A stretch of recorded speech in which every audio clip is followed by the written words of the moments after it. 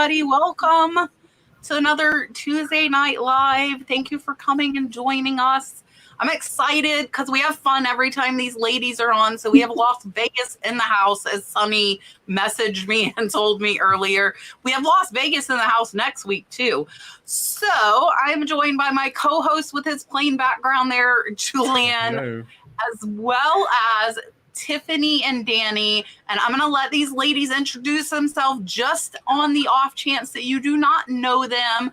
Richard and Mark are dropping links to their channels, so if you're not subscribed, do it. I do want to put this up here. Jeremy said YouTube unsubscribed him from me, so please check to make sure you're still subscribed. And he said he was still subbed to Danni and Julian, but not to me and Tiffany. So check your subscriptions, guys. Make sure you're still subscribed just in case. I am going to put Miss Danni up here and let her introduce herself. Hello, I am TheNICHELady, and I have a very unusual plain background back here because I just moved. If you've been watching my videos, you'd know that. So I have a YouTube channel. I put up daily content. I go live on Mondays and Fridays. I love to help resellers, and I'm also new on Whatnot. So I'm pretty easy to find. So welcome. If you don't know me yet, I hope you do. Perfect. Here's Tiffany. Hello, everybody. I'm Tiffany. I'm Thrifting Vegas. I have a YouTube channel. I drop videos on Sundays and Thursdays, sourcing at Goodwill and other thrift stores in Las Vegas. And now on Tuesdays, I drop a YouTube short showing you how to do something. This morning's was how to remove residue and buildup and mineral deposits from a china bowl. So check shorts out if you haven't done so. They're really fun, only a minute, a lot of information, really cool. I also have an Instagram account. It's also Thrifting Vegas. I'm on eBay and I am on Poshmark. If you can check out my YouTube channel, there are links to both of those platforms on my homepage. Thanks, Kat and Julian, for having me. Let's go. Perfect. Yeah, I am excited about I'm going to start Whatnot in a few weeks. I'm excited about it. All right. Deborah Anderson has first question, and she said, if any of you buy from auction lots, or even if you miss a flaw at the thrift store or estate sale, do you still list the item? It depends. So it depends what is the retail value if it doesn't have a flaw, and is it still worth selling it at a reduced price because of that flaw? It's also the perfect opportunity to use an auction format where you just kind of, if you're going to get rid of it anyway, use it as a loss leader. If it's a good item with good keywords, use it to bring people in and sell it for whatever you can get for it. Yeah, you never know. It might be the item that a collector's been looking for, but they can't afford to buy an item in perfect condition. So if it has a chip, if it has a crack, you can sell it at a reduced price and they'll be excited to be able to get a deal, even though it's not perfect.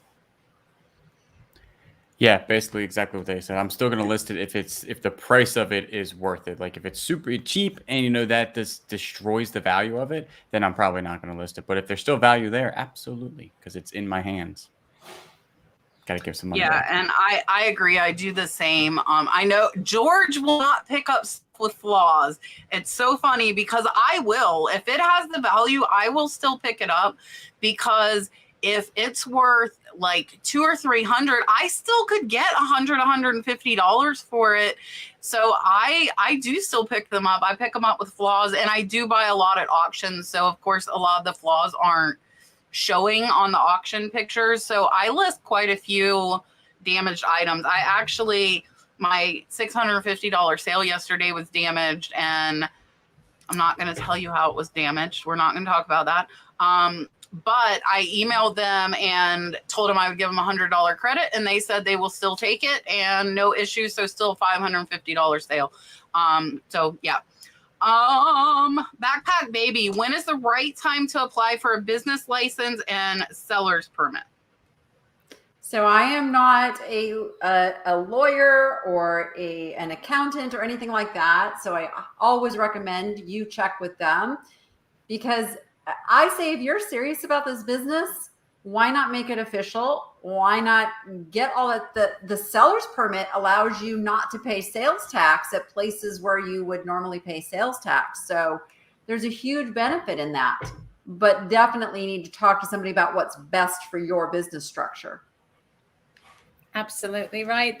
And I think, like Danni said, if you're serious about your business, you want to make it official. And that is going to give you the get up and go, the oomph, the seriousness to be proud. I have this business and I'm going to make it work. I'm going to do this. I'm going to give it my all. Yeah, and definitely just check with your local and state regulations. All those are probably going to be different around, like, even per county, because I need a business license no matter what I do straight off the bat. If you make any money in Horry County, you need a business license 100%. And I know a lot of counties aren't like that. I actually have a retail license, which I don't need, but I have one anyway, which is like the highest one in South Carolina you can get just to have it. And also because now it's only $600 and they give you 1099, don't think the state's not going to also take a look at that. Well, that's a good point, because I think that is going to be a red flag, those people that are kind of trying to slide. Oh, yeah. The state's also going to be looking at that 1099 going, wait a second, you did 10 grand. I don't have a business license. It is not required because I'm not doing business at my place of residence, but I do have a reseller's permit.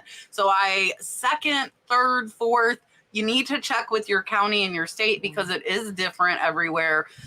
Be very wary. I want to say, at least in Florida, if you have your reseller's permit, you're required to remit your taxes for reselling, or your sales tax. Sorry, I still have COVID brain. You have to remit your sales tax, even if it's zero. So like all of the platforms collect for me. So mine is always zero. But if I don't report that zero, they charge me a $50 late fee plus interest. So make sure if you get your reseller permit, you need to file your taxes. Yeah, I'm paying that. Yeah, I did that like 10 years ago, so I knew about it because I didn't know I had to report zero sales, and I got dinged. And luckily, the IRS was actually nice about it and waived the fee for me because I didn't know. They actually were nice about it, so but that was a long time ago. I don't know if they're nice anymore. This is a very variable question. I'm sure you're going to hear that out of everybody's mouth, but it is one that we hear a lot, and that is, how many items do you need to have listed before you see consistent sales? So I would say it's not about the number of items listed as much as it is about the consistency of what you're listing.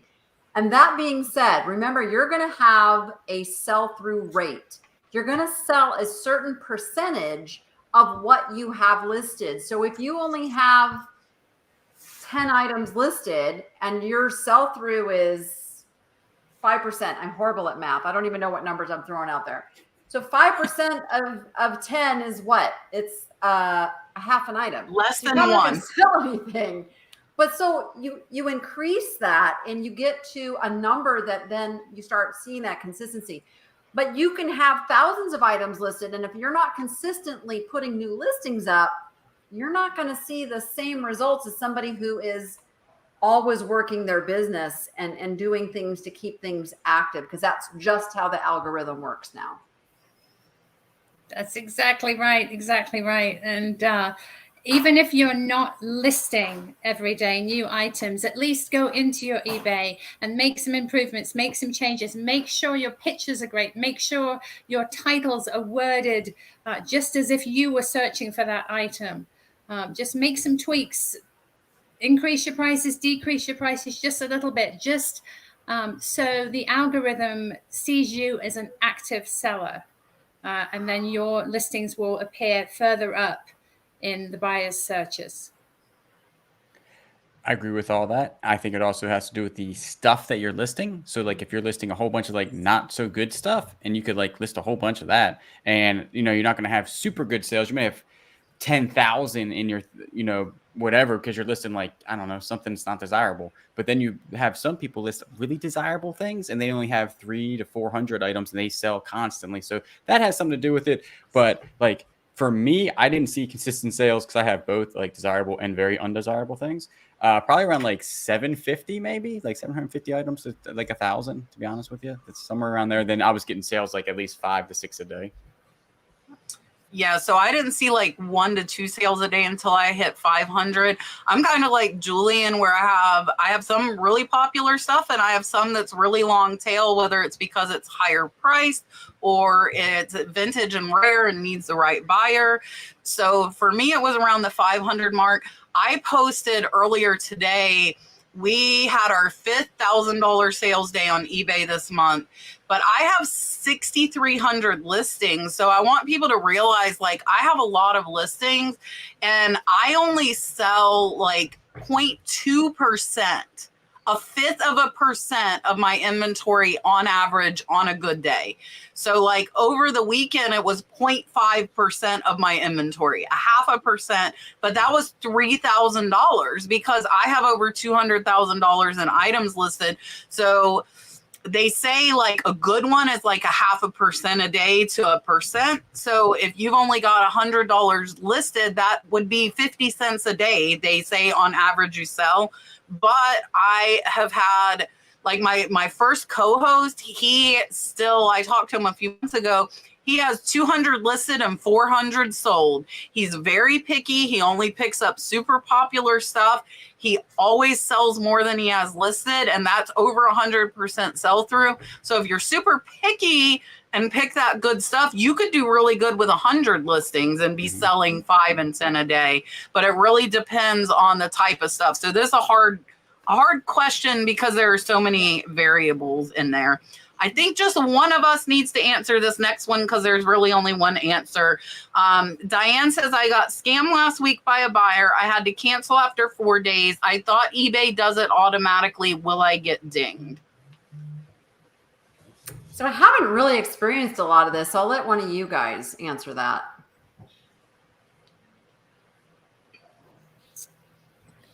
Who wants to take it? I can answer it if you want. Go ahead, Kat. Yeah, go ahead. We'll let you. So eBay cancels on the 5th day. So hopefully you waited till that 5th day. On the 4th day, if you canceled and you had the option buyer didn't pay, you will not be dinged if that is the option you chose. Be very, very wary though. They do not automatically relist the item. So after you do that cancellation, you need to manually relist it. They used to relist them or give you the option. They don't anymore. So that's kind of a pain in the butt. And the newer sellers really get hit with this. I had somebody message me today. They had 4 sales. All of them were scammers trying to get them to contact them. And just know that will go away. The more feedback you get, more stuff you sell, it will go away. I promise you. It will stop. It will stop. So just know it will go away. You will not get dinged if they don't pay. Just cancel it on the 5th day, relist it. And if they send you an offer for what you're asking or for more, decline it. And that'll keep you away from that situation a little bit at least. Tiffany, I swear you just said you did a short on this. Melody wants to know what's the best way to clean hard water deposits from crystal vases. I swear by white vinegar. It's really excellent. What I would probably do on a vase is tip in your vinegar. I probably leave it overnight, and then I like the cheap dollar baby bottle brushes. They have the foam on the very end, and then they have a brush further up. They're $1 at the dollar store, and then you can go in and just gently swish and wipe and clean. I learned a hack though back when I worked at 7-Eleven on that because we had to clean the coffee pots. Oh, the denture? Yes. So denture cleaning tablets. No, we use ice. So you use your vinegar, a little bit of salt, and ice because now you've got the grit and you can swish it and it'll do the cleaning for you. Oh, interesting. Very good. And also denture cleaning tablets. I've heard that. I've never used it. Do a good job. Yeah, my daughter had braces, so I had some on hand, and those work as well. Perfect. Okay, Miss Sue says, Danni and Tiffany, do you intentionally avoid going to the same Goodwills? Do you have an official code? You stay on your side of town, and I'll stay on mine. So we each have a store that's like our go-to. It's like, you know, when we can't get to another store, that's our store. And we just have a very, very healthy respect for one another, because we know in creating these videos, you need to find stuff. You need, you know, you can't go into a store and find nothing and have an entertaining video. So we just do have that respect for one another, and we know which one are like our little home-based stores. And we are on the same side of town. We're literally like 7-8 minutes away from each other. But, you know, Danni likes her store and I like mine. And we know that, you know, if we venture onto the other's turf, there's probably not going to be anything good anyway. So exactly. That works. All right. LRA says, how do people access or share their photos if they want to list using multiple devices? So if you're taking pictures on your phone, how would you get it to your laptop or desktop? So I do take pictures on my phone, and literally I just hook the USB to the phone to the computer and just put them in a folder. I do everything on my phone, but I know there's a sort of an AirDrop that you can use if you want. People use it on airplanes, right? Yes. Yeah, I've heard that. You can you can do that now. So apparently it doesn't interfere with the airplane controls after all. Yeah, I do everything on my phone. I don't even send pictures to my laptop. Yeah, I do everything on my phone as well. So if I wanted to, I would probably do a draft on my phone and then go to the computer to finish if I needed to upload a video or something, because I have Android. So I think there's a way with OneDrive, but I don't know it and it's not set up. So for me, for simplicity, I would do a draft and then go finish it on my computer if that's what I wanted to do. I see Mr. Sunny. He's a great guy. He really is. He is. Sunny has Las been Vegas, around since the beginning of my channel. Since I had Sunny, you'll have to tell me. I think I had hundreds of subscribers when Sunny and I first became friends. We've been friends for a very long time. Sunny said, shout out to these amazing ladies, Danni and Tiffany, Vegas in the house. Next week, Sunny is going to be in the house along with Kristen, a rural squirrel. So we have 2 back-to-back Vegas weeks coming up for you guys. Sunny, I still haven't made my new super chat thing. I promise you when COVID brain is gone, I will make it. For now, here's Charlie, my regular dog. Super chat.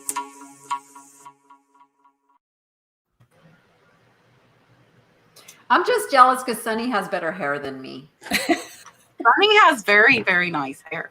Yeah. He does. Hold on, I'm scrolling. Bobby wants to know, are there things we can do to increase the number of items per sale to the same customer? And do you think that immediate payment for buy it now hurts this? So I have never been a fan of immediate payment on the things that I sell.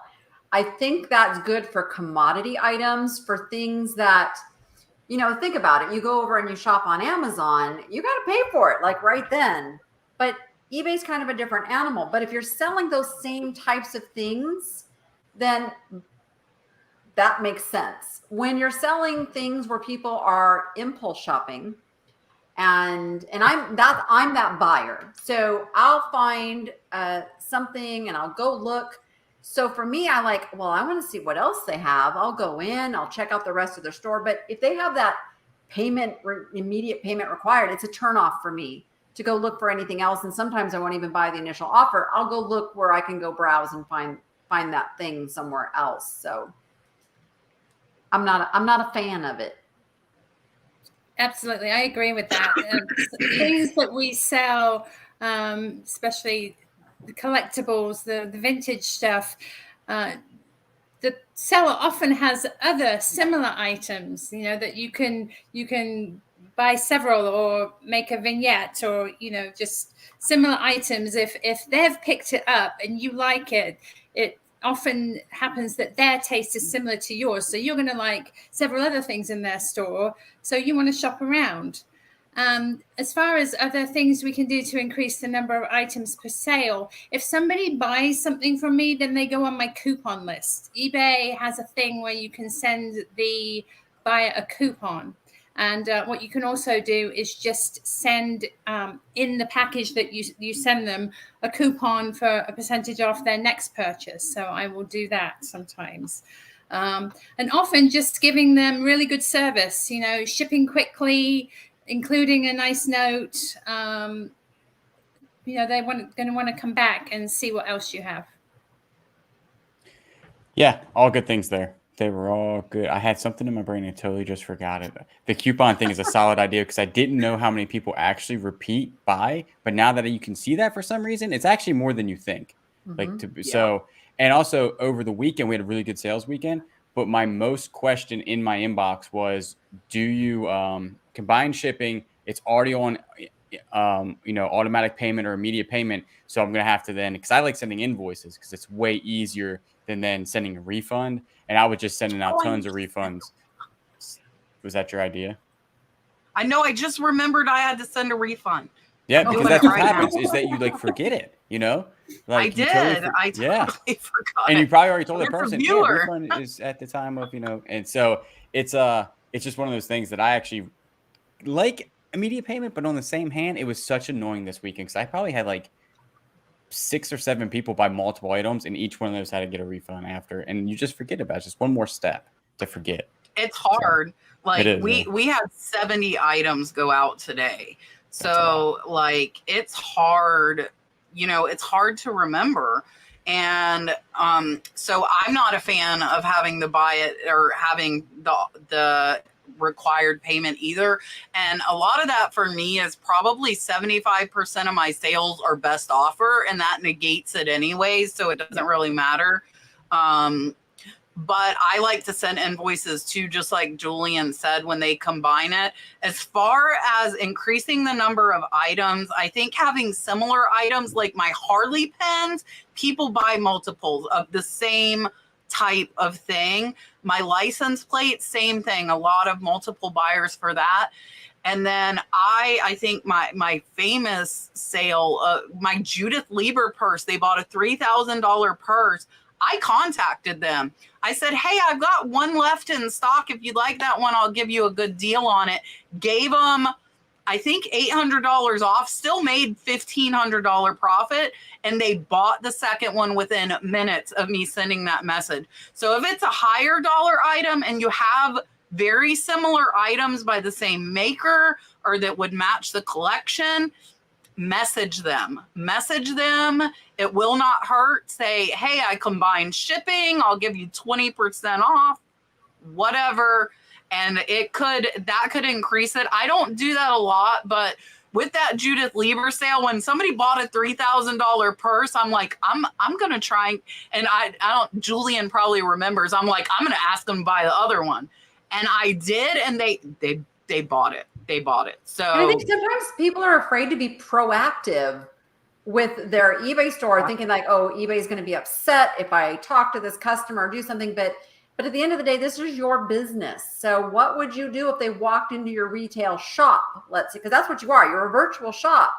Like, you're going to make friends. You're going to talk to them. You're going to engage. You're going to see what else you have. That it's all, sales 101. So don't be afraid to do that stuff. Like the upsell at the cash register, oh, this would match that perfect. Did you see it? It really does help. Yeah. Do you want 2 apple pies? That's Hardee's. They ask us at 8:00 in the morning when we're getting breakfast if we want apple pies. Beach Walker, I wanted to tell you guys this, and I'm sure more of you saw it. Somebody stole my picture and went and put spam on 200 comments on a video today. I spent over an hour removing them. So if I missed one, I'm sorry, but that is not me. I don't even use WhatsApp. So if somebody asks you to use WhatsApp and say they're me, it's not me. I thought I got all of them, but I might have missed a couple. So because they put it they have fixed this. It looks like as soon as you say hide from channel. I didn't catch it until they left 200. and it didn't remove them. They had already left them all. I had to go remove every single one. Normally I catch it, but this time it was when I was picking Dalton up from school. I got back and they had left 200 comments, and like 5 people had messaged me, somebody's hacking you. And I mean, they're not hacking me. They stole my picture and they're trying to scam you. YouTube's working on it. They just did an update when they said that it is something that they are working on. So they blocked 5 of the 200. 5 of the 200 went to like held. 5 of them. The other 195 went through. Yeah. Cheryl wants to know, are we getting geared up for Q4? Oh, heck yeah. I've already... Oh, you mean selling. I was going to say, I got my Halloween stuff out already. You're like, yes, I'm ready for the holiday. No, yeah, our Christmas tree's already up. Like it's really, our reseller Q4 starts when the kids go back to school. That's when moms can take a breath and start getting some of the things that they want to get. So absolutely, gearing up. I'm excited about Q4 this year. Yeah, I shop for the holidays all year round whenever I see it. But now that the thrift stores have started putting their holiday displays out, they've started with Halloween, a little bit of Thanksgiving. They've had Christmas in our Las Vegas Goodwills since July. They have Christmas in July, and this year they've just left it up. I don't think they're going to take it down now. But in my Goodwill, the one I go to, they set up a Halloween right as you walk in the door on the right. So it's going to be right there, and I'm excited for that. But yes, immediately start buying the Halloween and the Thanksgiving and the Christmas as you see it, because most people aren't ready for that. So you're going to get the good stuff as soon as it's out when not a lot of people are ready to buy. Hey, super tip. I was in Burlington's yesterday. They have the most adorable Halloween mugs for $2.99. They will sell for $12 to $15 all day long. Which is a good profit. That's a great profit. That's not bad. Yeah, we're getting geared up for with Kayla being full time now. We're like, our listings are double to triple what they usually were, and we have a whole new inventory system. That's why this is blank. All that's gone. All that's actually in storage right now in bins. So yeah, we're ready for it. We have all of our packing stuff. Get your priority boxes now. Get your anything that you think you need. Get it now, because in like October, late October, that's when it dawns on people like, oh, I need like priority flat rates. These paddocks, you're just not going to get them. You won't get them until next year. So get them now. Yes, we have gotten a lot of boxes. My whole loft is filled with priority boxes.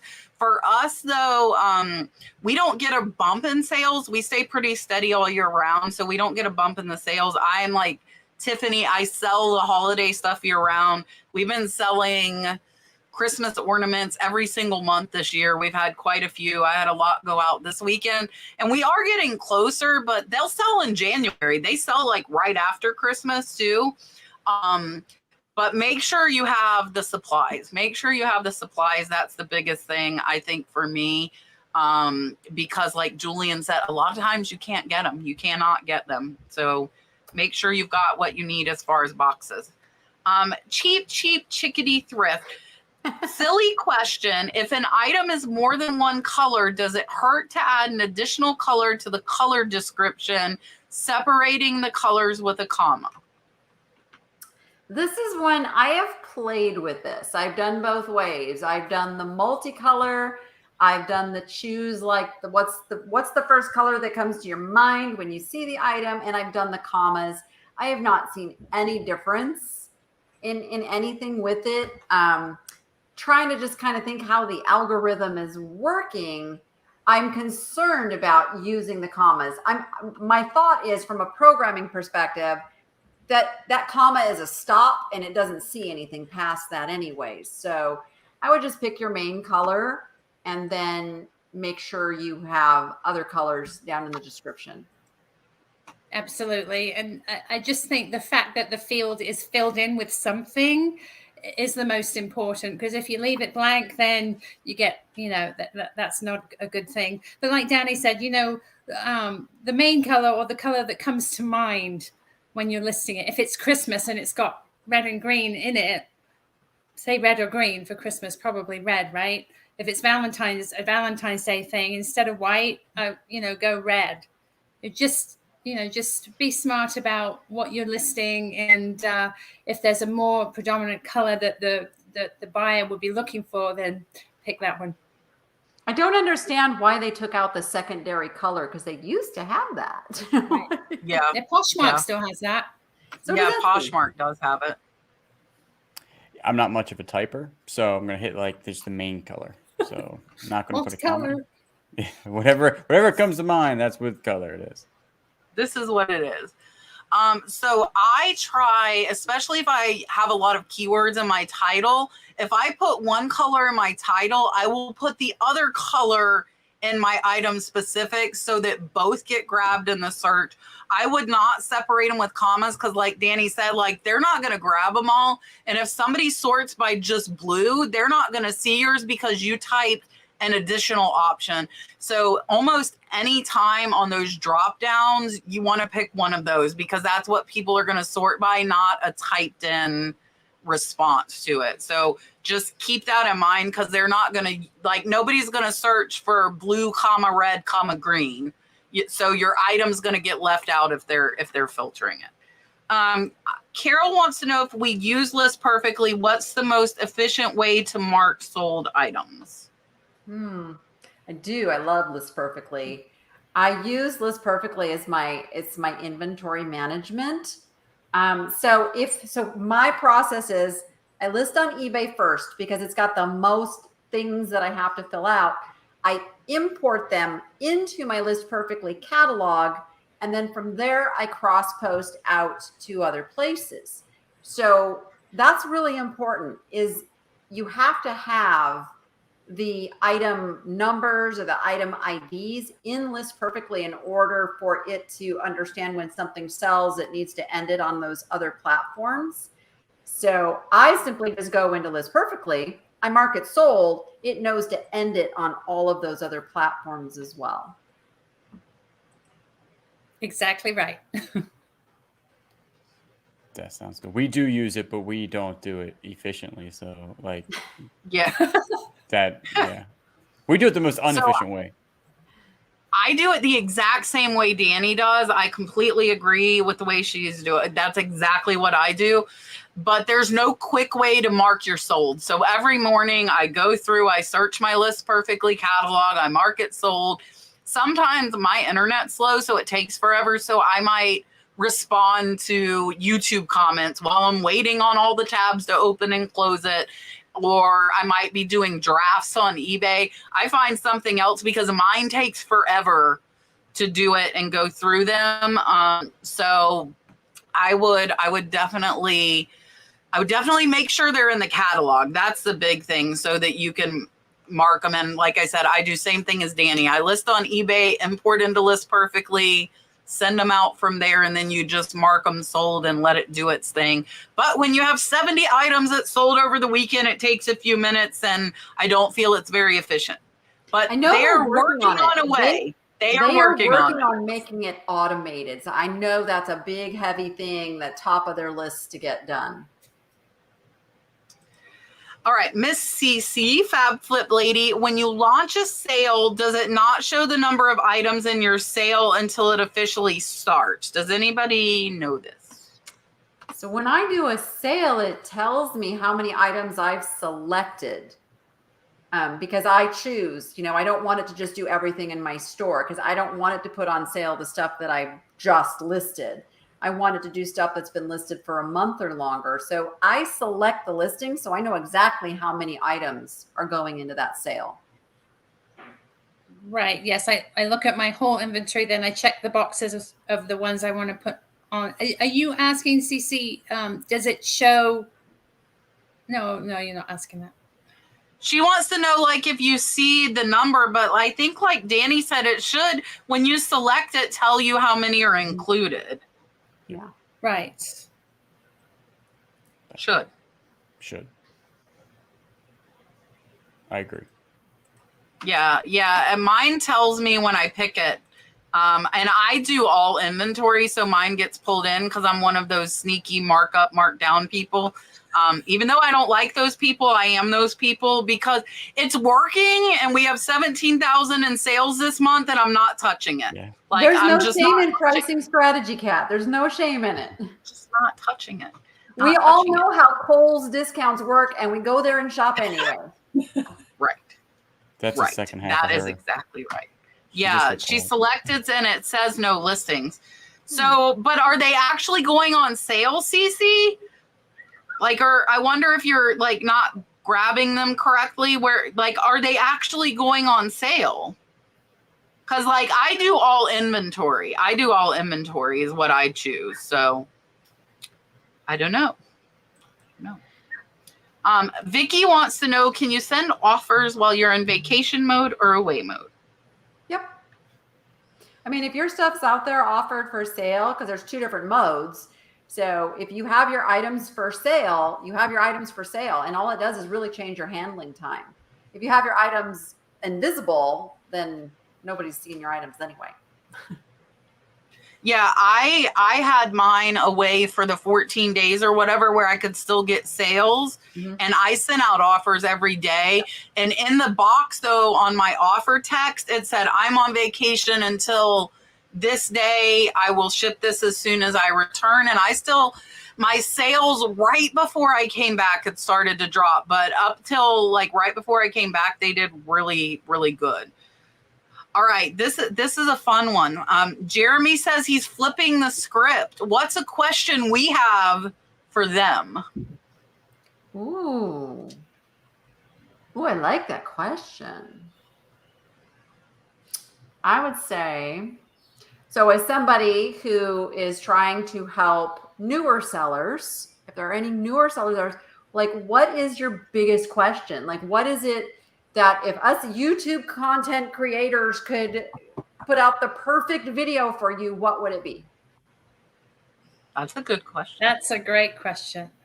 I would want to know what's selling best for you guys right now, or what was your last sale? She stole my question.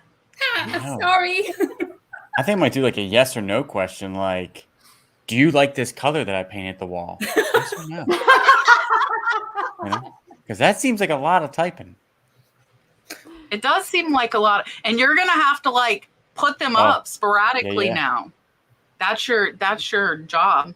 Shipping 101. Shipping's always a biggie. Yep. Refunds. I love both of the ladies' questions, and I didn't paint my wall, so I really like their question. Oh, boom. There you go. Mary's all that matters. Mary and Abby. How and where to find better items. See, I think the blue stripes on the chair is what makes it. Yeah. If you didn't I was have gonna the blue change the chair. stripes, you might just blend into that wall. The wall's Yeah, pretty there we cool. go. Annie's wearing a black shirt. I should have wore a brighter shirt. That is true. International shipping for dummies. It's like learning not to wear green when you're going to be working with a green screen. Boom. Oh my gosh. I made that I went to a mistake once. NASCAR race and I wore a green shirt and they did a green screen. I had no clue. And I disappeared. Like I disappeared. Oh yeah, Cheryl told me that. I remember. Yeah, a Brucilla Christmas tree skirt for $150. That's amazing. Shipping international shipping. Storage and organization. Oh, I have a storage and organization live masterclass Thursday, by the way. It's on my Big Cartel store. How long to list an item? Oh, how long it should take you. Tupperware. I do good with Tupperware. They're lower dollar bread and butter, but they sell pretty good. I agree with that one. Shipping is International shipping, most another of one. people's- Yeah. Where to buy your Jen, shipping that's supplies. a really good question. Holiday item. That would be a good one. Where to get your shipping supplies would be a good short. That would be a good short. I haven't done shorts yet. I wrote it down in my kind book of girl. today. I am too. I talk a lot, but I think I'm going to try. Julian, you've been doing shorts, right? Is that going good? Are you still doing it? No, I stopped that. I am. No, I'm doing okay, never how to quickies. Like Yeah, my how to daughter, get that's all text she Good does is idea. shorts. That's all she does. Yeah, I need to start that. More vintage Tupperware. Keywords 101. That's next week's class. It really is. A lot of this is stuff that where like I'm doing my master classes where I can take more time than I could do on a pre-recorded video. And answering everybody's questions and giving examples and stuff like that. I have 2 keyword videos. It's just I go more in depth on that. Antique items. Yes, I keywords is one of my favorite things, and I think that's how I sell so much. I think keywords are super important. Oh, yep. Look, Lorene loves Tiffany short. Lorene. I need to figure out what my thing is for shorts. Like you're doing how-tos. I definitely couldn't do a how-to on a short. Definitely couldn't do that. You could spin off on your, your best items to find in categories. Like your teacups or your. Like just do like 1 or 2 or something. Yeah, the best one, the best 2. Look for this one. Easy for a bit. How much did YouTube help your sales or to get followers? But I don't know that would be long enough for a video. But let's answer that question. Go back to that one, Julian. Let's answer that for her. Now you gotta find it. So. Any social media, it doesn't have to be YouTube, because I get that question a lot. Like, yeah, you just sell a lot of stuff because you have a YouTube channel. Well, I sell a lot of stuff because I've built a following, and anybody can build a following. It does not have to be on YouTube. It can be on Instagram. It can be on Facebook. You never have to put your face out there if you can learn strategic marketing. I mean, come on. How many people know the actual faces behind the big brands? Do you know what the person behind McDonald's looks like? No. But they've built a brand. I know what Colonel Sanders looks like. Build a brand and build a following. I had to say it. You mean sales on eBay? Is that what we're asking? I've had an eBay. Well, it wasn't a store to start with. I've sold on eBay since 2002. So I've built up my eBay, and then I became a store, and I've got over 2,000 feedbacks. So I had a presence on eBay and success in selling on eBay way before I started YouTube, which was only last March. So it really, and my eBay store has nothing to do with Thrifting Vegas. I kept its original name because I didn't want to lose my followers and my people who regularly visit my store. I didn't want to change that. So for me, the 2 are completely separate.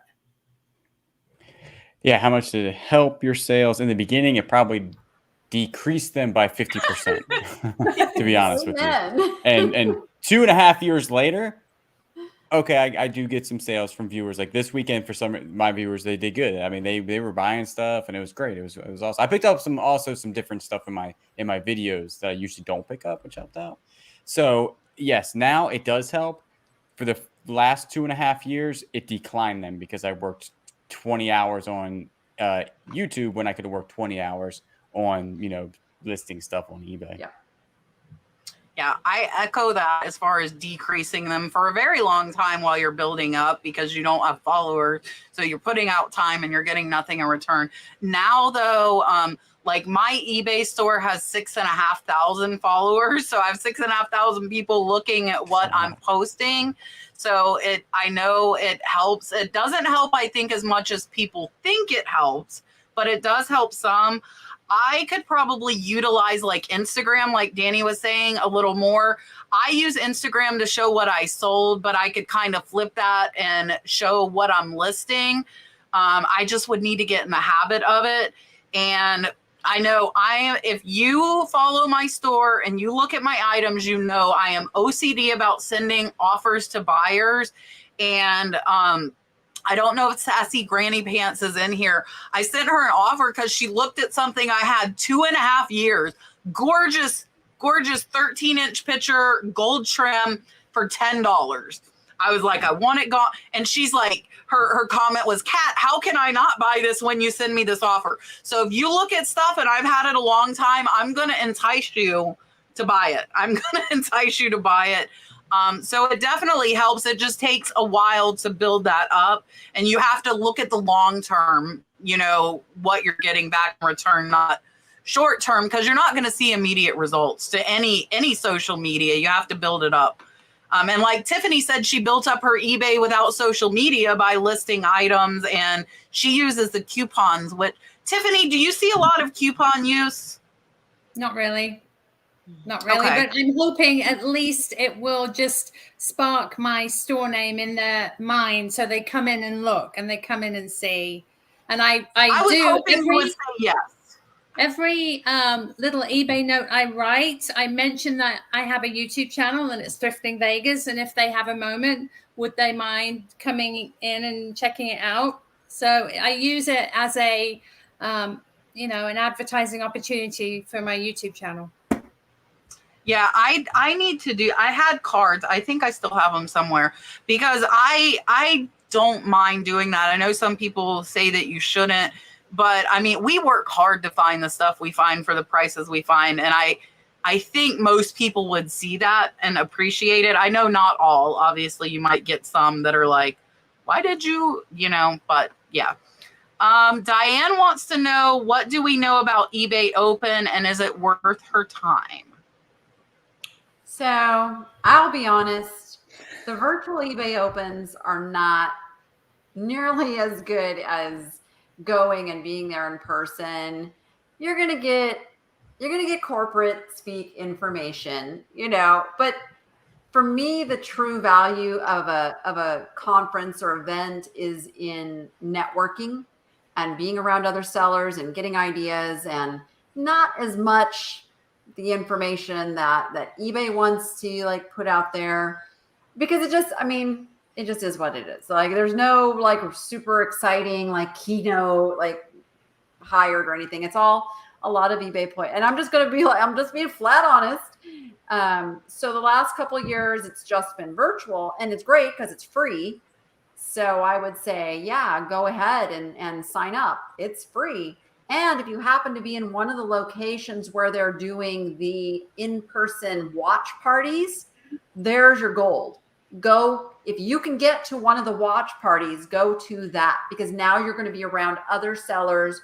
You're going to be bouncing what you hear off of one another and taking those ideas. But it can't hurt to go in and see what information you can glean. But it's really the in-person stuff that I think is valuable. That's absolutely right, Danni. The friends you make and the connection you make and the conversations you have and the suggestions you share are what's really, really valuable at any convention, not just eBay Open. But yeah, if you have the time, absolutely pop in on the freeness of it and learn what you can. Why wouldn't you? Yeah. What they just said is about everything that I know about it, because I just learned all that. I know nothing, but I signed up for it this year because I kept seeing everybody swag last year. And I'm like, if they're sending out swag, I'm signing up. I am going to check it out, but I've never been before. So I don't know. So if you do the online, maybe, is there a chat on the online thing, Danni, or is it just watching? Yeah. There is a There's chat. Networking rooms, there's chats. Yeah. Okay. Well, I'm going to check it out this year, mainly for the swag. Not going to lie. But I did sign up. I want somebody message on Facebook. I got it in I started the new Meta Business Suite. I don't know if any of you use that. It interlinks your Instagram. I don't know. Anyways, I'm seeing all kinds of things I didn't see before that I probably missed. Somebody asked why I cannot sell on Facebook Marketplace anymore, why I am banned. The answer to that is because I listed vintage license plates, and Facebook. Girl. Facebook is the only site that doesn't allow me to sell them. I sell them on Mercari, Poshmark, Etsy, and eBay. And my mom listed a ton in one day, and so they permanently banned me. I appealed 3 times, and they said they didn't care. So that's why I can't sell on Facebook anymore. Cheap Chickadee says, I receive items loose and floating around the box from Amazon lots. Is it okay if the item is not fragile to do the same for eBay? I've always packed it tight to make sure there's no movement. Yep. Keep packing tight and make sure there's no movement. You got to remember that Amazon stuff is coming to you in like a day, or is coming direct from like a warehouse location to your door. And so it doesn't have all the bouncing around and the processing. You go into like the USPS system, or you take a UPS and go across the country, it's going through multiple cycles of falling into bins and getting crunched and getting this and that. So keep packing the way you're packing.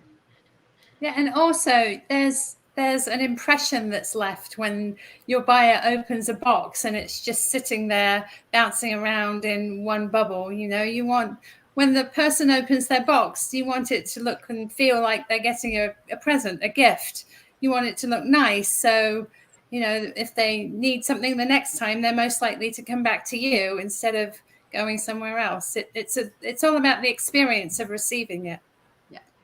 I agree. I had to laugh at the one bubble thing, because when you open an Amazon box, it's like something in there like this, and then they have like one of the big bubbles. So like, what is that doing? That's not doing anything. But everybody's opening an Amazon box around. like that. Yeah, it doesn't matter. But no, pack it. Yeah, pack it how you've been packing it. Definitely don't do the one bubble thing. And I think that's Amazon, you know, like people are going to still keep buying from Amazon, but if you're a little seller, they might not keep buying from you. Just keep that in mind. Mile High Mom wants to know, do you ever retake pictures of old merchandise if sales are slow? And do you think that it did or it does help?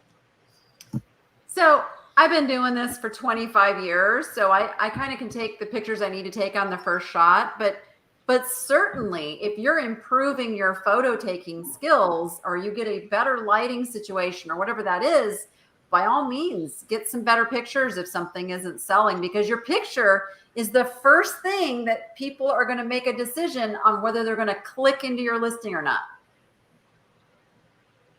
Absolutely. I always go through, when you look at your eBay store, you look down the pictures, there's always one that you're like, I could have done better on that. And if you have the time and you don't have anything new to list that day, that's what you want to do. Go in, retake your picture, make sure the background is white or bright. If you have a glass or white item, use a black background. Just make sure that if you were shopping for that item, yours is the listing that you would click on. I was just thinking that color behind Julian is perfect for like my head, you know, because I'm asphalt gray. Yeah, asphalt gray. It's a good background. I agree. But yeah, like say if I was like behind a like really pale background, you'd probably want to redo that and just change it to dark so you could see me better.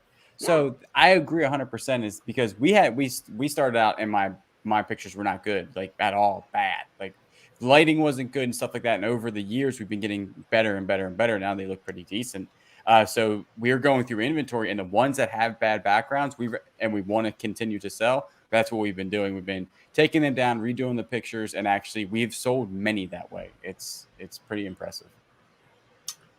It probably would help, but I don't do it. I'm not going to lie. I'm like a move forward, keep listing new stuff, go.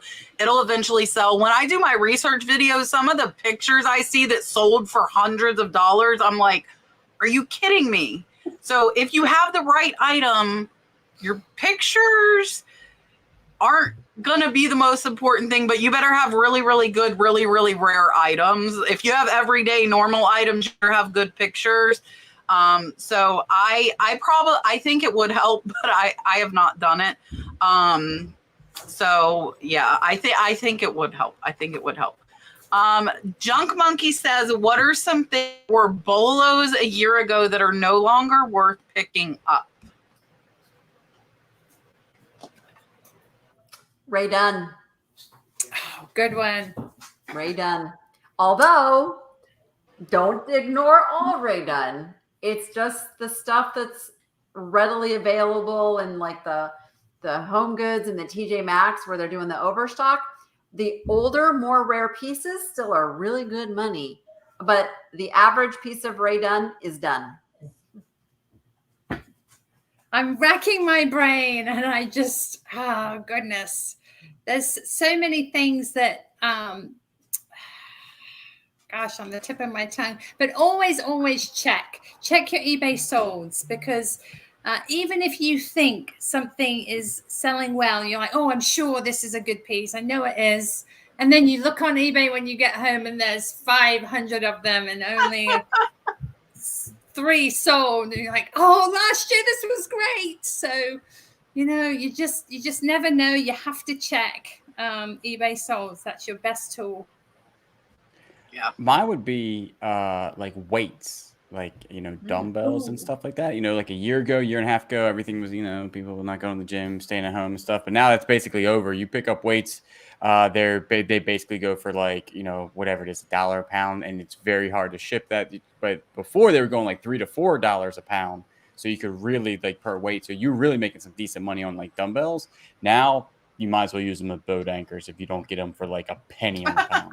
That's because everybody is now able to go back to the gym. Yeah, everybody's back to the gym, so that home nobody stuff. needs weights. Yeah, and everybody's selling the weights that they bought Right. back then, so it's like super saturated. So don't buy it. What's not crazy? What's not crazy anymore though is the glowy glass.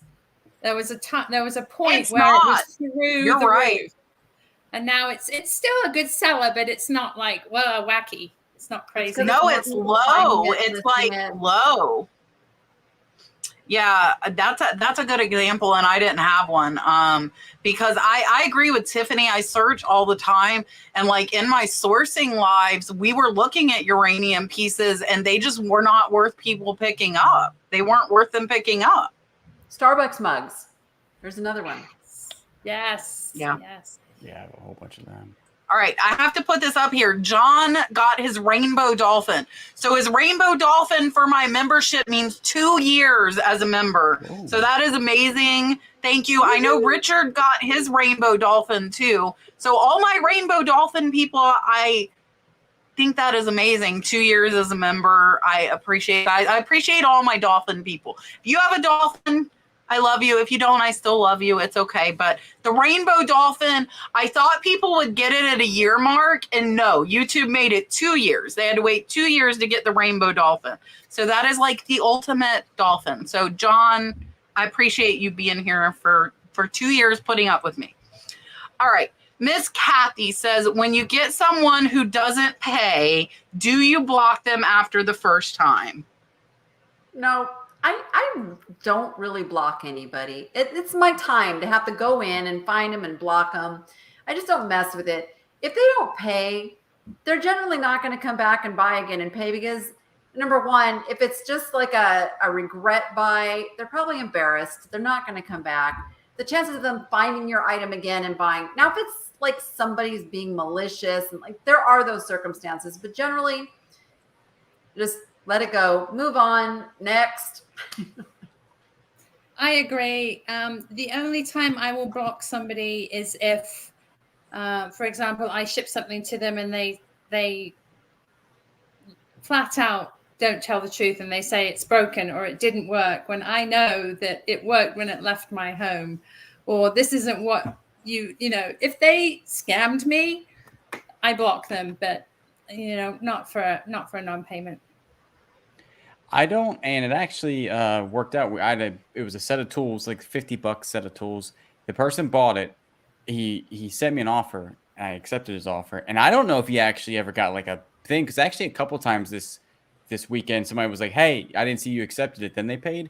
Well, I waited 5 days, like literally 5 days, and then I put it back on there. The same person bought it, and I was like, "Oh man, I got this guy just playing around." He literally paid for it like 2 seconds after that. So I'm thinking like maybe he didn't get like a notification that I had accepted the offer or something, because it was a special set of tools and I had like the only one selling in that configuration. So, and it was the same exact guy. Cause I was like, oh man, you got me again, guy.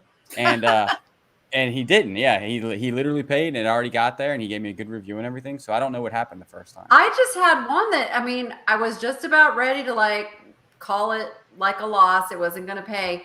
And then they literally came. I just sent the reminder. I send the reminder out like every day past like the 3-4 day mark when eBay's sending it.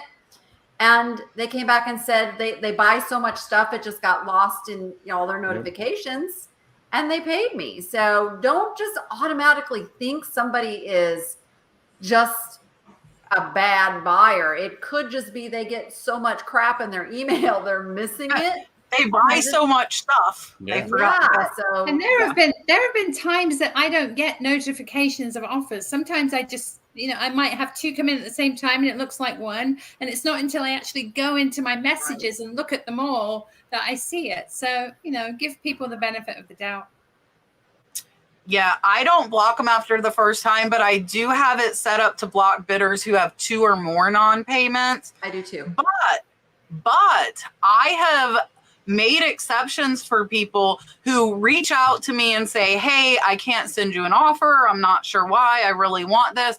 And I'm like, oh, well, if you have 2 non-paid items, it automatically won't let you buy from me. And they're like, well, I really want this. I'm not sure why I would have that. So I add them to my exception list and they buy and they pay.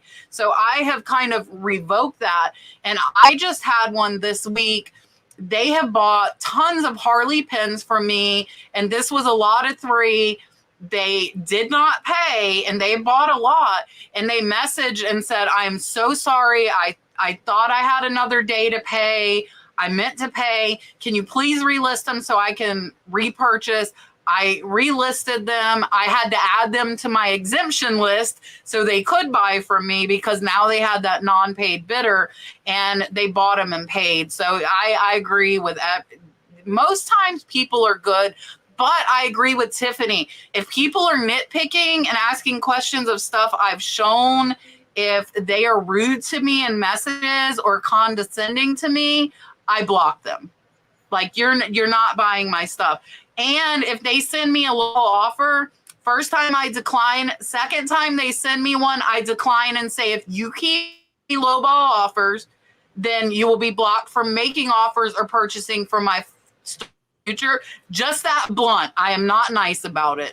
Here, you keep doing that, I'm blocking you. And I did that to somebody and they came and begged me to unblock them and bought like 4 items at full price. Cause I'm like, nope, done. And so they didn't even make offers anymore, but I just don't like that's especially the rude talk, that stuff that I'm like, I don't want them to buy from me, cause if they're talking to you like that before they buy, how are they going to be after they get, the item? So yeah. Bradford wants to know, what are our thoughts on FedEx Smart Post and UPS Sure Post? Nobody ever mentions them as shipping options. Something changed with the FedEx Smart Post. I don't remember exact because I used to use that all the time. But then something changed with the price went up or something to where it just didn't make sense to save a few cents when I could get that item to the customer faster with another method. So I don't use anything but USPS and UPS now. Exactly right. And I do most of my shipping through Pirate Ship because they're generally 95% of the time more cost effective than anywhere else. Yeah, I'm going to agree with that because I actually started doing my golf clubs through Pirate Ship, and it's been like 50 cents or more cheaper than buying it through eBay. So I've switched all my purchasing through Pirate Ship when it comes to golf clubs that I go through UPS. And for the question, I have no idea because I've never used those. FedEx Smart Post is through USPS, Right. and a lot of times the pricing's not that different, like Danny said. I today went through Pirate Ship because I was off on my international shipping by £1, and it was $45 from $23 on eBay, and it was only $16 on Pirate Ship Standard International. So I check Pirate Ship too, especially for my international stuff. But I think, like Julian said, Pirate Ship's UPS discounts are more than eBay's UPS discount. So if you're using UPS a lot, I would check Pirate Ship, and you can import your stuff. Yep.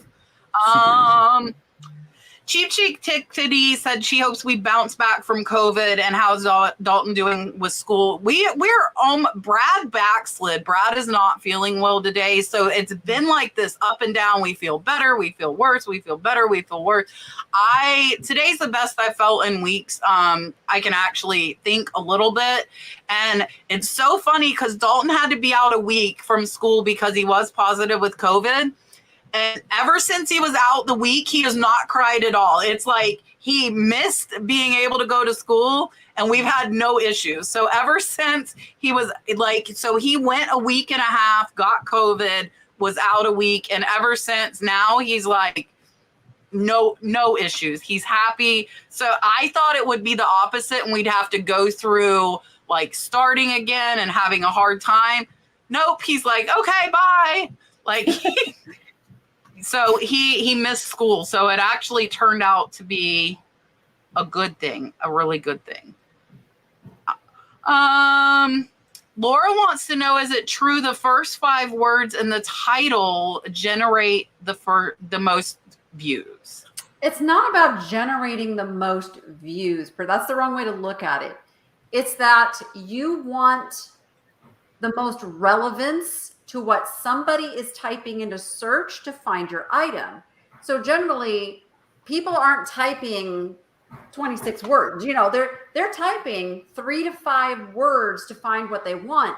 So the closer your first 3 to 5 words match what somebody is typing into search is how then that item is going to come up as the most relevant for them. So that's why that's so important. That's exactly right. What Danni said. And it's the order. So you don't want to say sort of vase, small red. You want to say small red vase, because small red vase is what will come up first. It's not just random words. It's the order and the placement of your words. So the person with the listing that matches most closely what you have typed in to search for that item is what you'll see first. That's why when you're listing something, you need to think, if I was wanting to buy this item, if I was looking for it, what would I type in? And that's what you want to put in your title. Yeah, I agree. That's exactly what I think of it. Say, if I was looking for this, how would I type it in? And that's usually my go-to. And if you think about it, like the first 5 words can really say a lot. So like if you're, that's actually, use them smart. But that's how I think of it.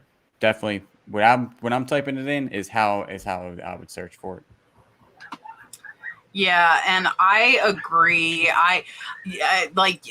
I'm gonna put like the main thing. So if I have like a vintage like Kachina doll, I'll put vintage mud face Kachina doll, and I'm a keyword spammer. I keyword spam the end of it. But the first part needs to make sense. And then I figure the last part cannot hurt. Debbie wants to know, is Alpaca jewelry marked silver? I generally find it just marked Alpaca, because Alpaca isn't actual silver. I'm not sure. Yeah, it's a nickel like nickel silver mix, I believe. So it's not marked silver because it's really not pure silver. I don't think they're allowed to call it silver. Is it a silver blend? I think it's got a little bit, but it's mostly nickel. I think it's mostly nickel. Because I think nickel silver is what? Nickel, copper, and zinc. It's not even silver. Yeah. Jan wants to know if you're selling on Whatnot, which I think here is only Danni currently. Have you received all your money from previous sale? I think I had heard some stuff about people not getting paid. Yeah, so yes, I have. But I have had to go back in and audit my previous sales for the ones that did not get a delivery scan, because you don't get paid until you get a delivery scan.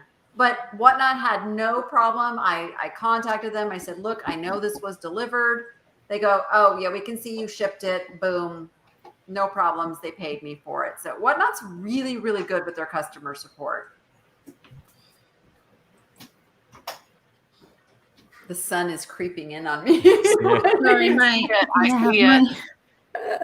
my battery said It's gonna die, but I think it was. I've got one of those plugs that you have to have the light switch up to have it. Yeah. Have Oh, it gosh. charged.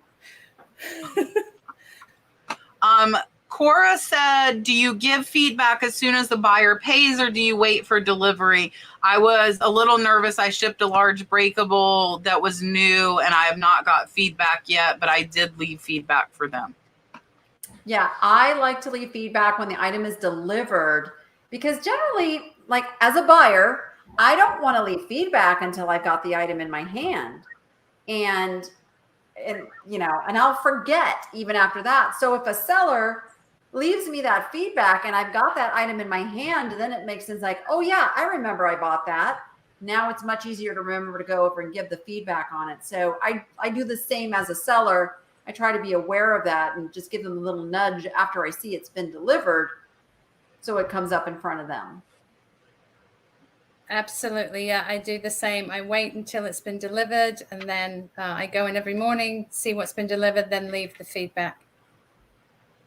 I've switched this up. I used to only leave feedback if you left me feedback, but now I have an automated thing. If you buy something for me and you pay, it automatically leaves you some sort of message like, hey, thank you so much. And it's actually cut down on my time, like doing that, because I would go in and actually read your feedback and I'd be like, oh, and then I would write a message back. Yeah, way too much time. It's ridiculous.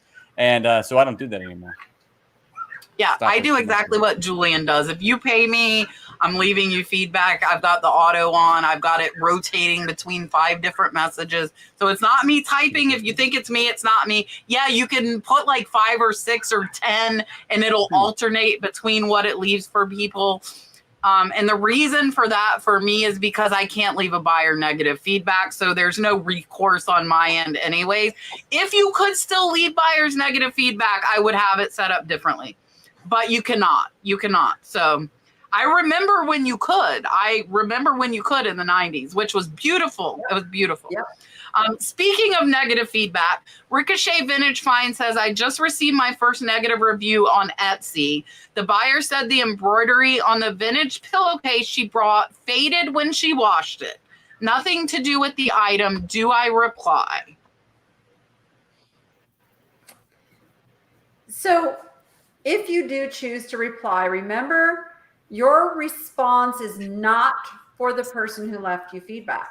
Your response is for anybody else reading that. So be very careful how you come across. Come across as a very customer support oriented, you know, I'm so sorry that it faded. Please reach out for a full refund or something to that effect, whatever your policy is. We all know they probably threw some bleach in there or something and did something wackadoodle, but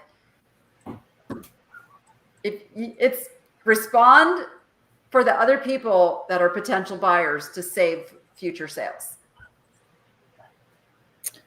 Absolutely. It's all about keeping your reputation. If the buyer's not happy, make them happy. You know, if you have another one, send another one. If she wants to return it, have her return it.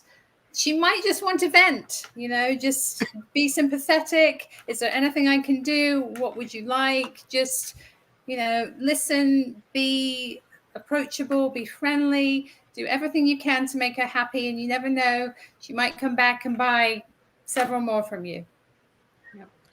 Yeah, definitely you're writing it for the person, because who else goes on like eBay and like, oh, you got one negative? I'm reading that thing. Boom. So you read the negatives before you ever even leave. I don't read people's positives. So I read their negatives and I'm like, and then if that was a negative and you responded very nice and just seemed very like, oh, whatever you said, but was more towards like, I can fix this problem. I was like, oh, that's okay. At least they're, you know, trying to fix the problem. I don't mind buying from somebody like that. Unless if you came back in like a really rude way, like back at that person, then I'd be like, I don't know about this. You're seller. an idiot. You probably put bleach in there. You know you put bleach in there. Yeah. And I'd be like, man, you're probably right. But no, definitely it's because everybody reads negative feedback. I don't care who you are. That's the first thing I click on.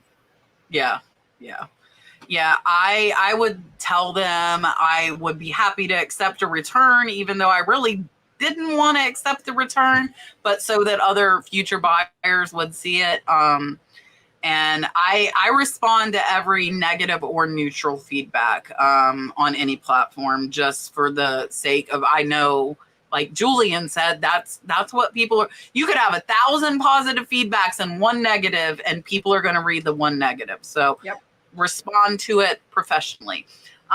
Miss Siggy wants to know, how long do you keep your photos for items? Do you pay for any extra storage online? I am a file hoarder. Like, I've got files of stuff going back to, I think, like 2015. I'm bad. I don't pay for extra storage though. It's all just on my hard drive. I pay for a bigger hard drive. I'm just the opposite. I don't keep anything. It goes up on eBay and then it goes away. YouTube, on the other hand, is a different matter. I keep all my videos in 2 separate places. Yeah, I was going to ask that about YouTube, because on eBay, no, pictures, they are immediately, like, I take a whole bunch and then that night they're usually all deleted. YouTube, I start to keep a whole bunch of stuff, and I just ran out of like buying external hard drives. So I have a ton of GoPro, as you guys do too. And I was like, I can't do this anymore. So now I'm like, everything's deleted. It's caught me twice real bad because I got a copyright infringement and it destroyed, because I couldn't go back to that. I didn't have any of the footage. So, and it takes so long for YouTube to like delete that copyright. It was a mess. That's why a lot of like two videos in a row were like, sorry guys. I still have 6 terabytes left on my 10 terabyte hard drive. 6 terabytes. That's a lot of terabytes. Crazy. That's crazy. Yeah, I don't, as soon as I list it, I delete it. My YouTube videos, same thing. For me, because it's not really much evergreen content, it's what sold. And that would, like, if years down the road, that wouldn't be something that was pertinent anymore. So that's my reasoning for not keeping them. I'm going to constantly have new stuff selling. So I don't. I've thought about getting a drive for, like, because my Dalton videos and, pictures on the boat, my phone's almost out of space from that. So I need to get me something, because I'm like running out of room for my videos because of like family stuff. So if somebody has a suggestion on that, tell me. Yeah, terabytes. I just need to do what Danni does. But then, do you have it backed up though, Danni? Do you have it backed up though? No. Well, what? See, that's what I'd be worried about. I think about that too. I think about, what if something happens to my external hard drive? I know. So Sunny said, yeah, I had 200 subscribers when Sunny started following me. I knew Sunny had been around for a long time. Sunny's been around a long time. Linda says, I have a John Bruce Native American pencil sketch artist proof picture. Should I get it appraised before selling? I can't find comps anywhere. So when you say you can't find comps, so you can't find anything by that artist, you can't find, something that shows you some sense of value of what that artist goes for. I generally don't pay to have things appraised. I just go high. Like, set the price, put it somewhere, where you think you'd be happy selling it, and see what happens. But I just saw, this is awesome. I just saw our friend George the Antique Nomad over in the chat. George, if I do need something appraised or I need a value on something, he's my guy. George the Antique Nomad. Yeah, absolutely. Yeah, he does appraisals for $10. Yep. As Danni said, find something by that artist and you'll get an idea of what his pieces are worth. If it's a print, if it's a lithograph, if it's a poster, something, if his posters and lithos are selling for, $100, $200, then an original pencil sketch, then you've got something great there. But, if the poster or the litho or whatever you find is, $8 to $12, then, you've still maybe got something that's close to 100. Anything that is an original is sought after. I always look for originals at Goodwill, original oils, original pencils, original watercolors, because people love originals that the artist has signed. And artwork is an emotional buy. people who love Native American stuff are going to be interested because that's what they're interested in. And an original pencil sketch that's signed makes it even more unique and special. And there is a lot of John Bruce stuff out there. I just did a quick search. So you've got some numbers to go by. Yep. I would say I don't get a lot of praise. So they had really good answers. And I know nothing about artwork. I do a lot of artwork, and it is hard to find the same thing. Sometimes I price really high, but I always tell people I don't think 99% of the time it's worth getting an appraisal to resell, because it doesn't matter what that appraisal says. What matters is what it'll actually sell for. And it might appraise at $1,000, but it only sells for $200 on eBay. So you need to be very, very careful about that. Appraisals are typically for insured value, insurance to replace it, not for you to sell it. So that appraisal, as far as resale value, is pointless, in my opinion. So George's price is great if you wanted to get kind of a ballpark, because he only charges $10, but some places charge up to $75. So you're going to spend that money, and then it doesn't matter because there's no market for it.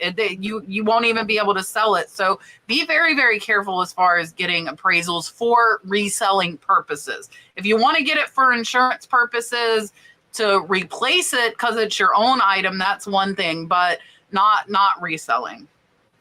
Backpack Baby wants to know, what new ventures are you working on? This is a fun question. I could tell you, but then never mind. Watch the video coming out in 3 days. Fixing the lighting in my office so I can do nighttime lives here. And not be blinded. I am in the process of opening a very, very reseller-friendly thrift store. That is awesome. That is awesome. Now mine doesn't look very exciting. I'm gonna make something up, I know. I get so many requests to do live sales, and they're not my favorite because I get really nervous. But Danni had invited me, and Alex with Chapter 2 has invited me, so I'm sort of bound by these two lovely ladies, and I will get to do some live sales, right, Danni? Yes, you will. We got a lot going on. I mean, my first venture is going to be finishing this wall, so it's not completely blank behind me. Another one is actually, I just went out for Whatnot. I just, because I was like, hey, I can probably start this, and I just got accepted today. I got to do their onboarding thing. This room is completely different. Like, we're doing something that I'm not going to say right now, but we have a lot of things in the work. That's why we had to get all the inventory out of this room. So I'll give you those two, but keep watching my channel because stuff is going on. Stuff is coming. Coming. I'm doing my haul sale stuff. I've shared that a few times. It's not going great, and I don't know how much effort I'm going to put in. If it doesn't keep going great, I'll probably drop it. I'm not going to lie. Because I have two amazing clothing lots that are probably worth $500 or $600 that have been listed for 2 weeks. For $90 and $70. And like one has brand new vintage Ralph Lauren shirts that are worth probably $50 to $100, and nobody's bought it. And I'm like, I could list this stuff. So I don't know if I will keep pushing on the re-wholesaling venture if it doesn't do well. I'm like I typically am pretty hard-headed to get what I want, but with this, it's hard to see it sitting there, and I know I could list it and make good money on it, if that makes sense. So that's one thing I was hoping would go better.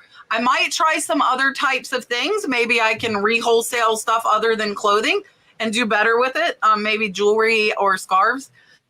I've been wanting to do this for 2 years, and it's just not going as well as I thought. And then the other thing is Whatnot. I will be starting Whatnot and doing live sales.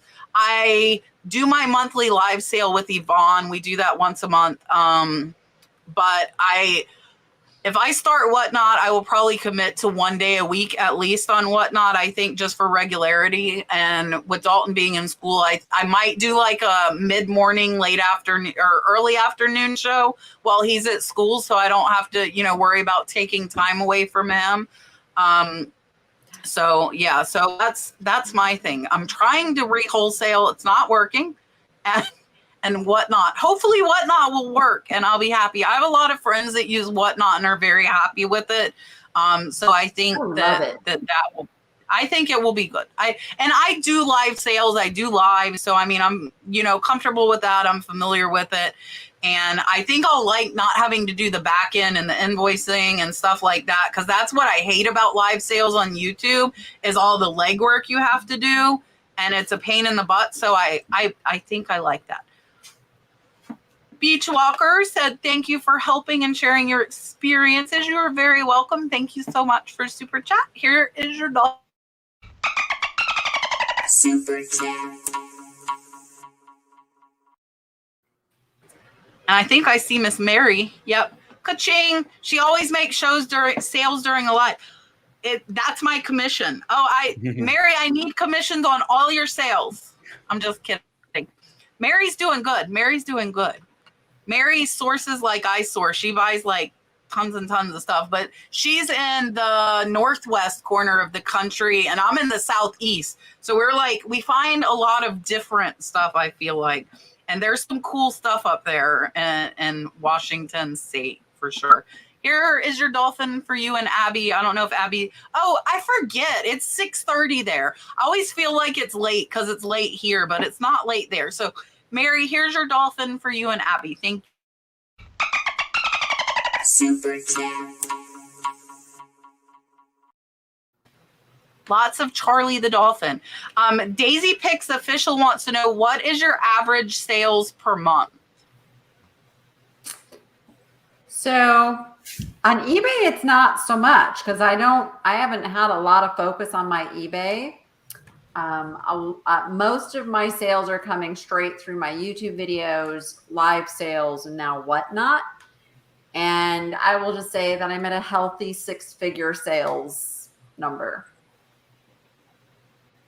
A month? No. I was like, oh my God. I actually looked down. I was like, Mary, 6 figures a month? Sorry. No, Right? no, I was turn my camera off. I was like, I'm done with this chat. I'm almost there annually. Almost 6 figures. Yeah, without Kayla's help, I was like at like 8,000 to 9,000 a month, but that's like the gross amount on eBay. So there's a lot taken out of that. So far with her help and, her being full time, we're doing, I'm up like 35 to 45% of that number. So we're doing pretty good, but we're listing a ton. Like before, again, YouTube took a lot out of it. Now when I work on YouTube, she gets to list and do all that stuff. So that it has just like really helped out eBay a whole bunch. And that's our primary source of income when it comes to reselling. Yeah, so I was running 10,000 for a long time, so I was doing like 120,000 for several years. We actually this month we're at 17,000, and we've had 2 other months this year over 20,000. So I think we will surpass the $200,000 mark in sales this year. But I am like a crazy lister and a crazy buyer. And then my other platforms are at about 2,000 a month between Poshmark, Etsy, and Mercari. So they're, a 10% of what eBay is. And the same items are on all platforms. So I've come to the conclusion, because people tell me they do good on Mercari and not eBay, like certain items do better on certain platforms. And I know eBay and I buy for eBay. But I still like that additional, couple thousand a month. And I'm hoping Whatnot will provide us some good. I'm going to like fly through the Whatnot stuff. We're going to sell some stuff on Whatnot. That's the plan. Pee-wee Flips wants to know, what amount on a sold item would you consider insuring? So if you ship via one of the big carriers using either Priority, UPS, or FedEx, you're going to get $100 of shipping built in. Actually, Did eBay, I don't know. So I do my labels on Pirate Ship. eBay might be 50 with the priority. eBay's 50 unless you're a power or top Top rated, rated and then seller. you get 100. Right. So, but if you use Pirate Ship, everybody gets that 100. So I really add the insurance after that $100 mark. I will too. Yeah. If I'm shipping an item first class, it's usually under $20, and I won't insure that.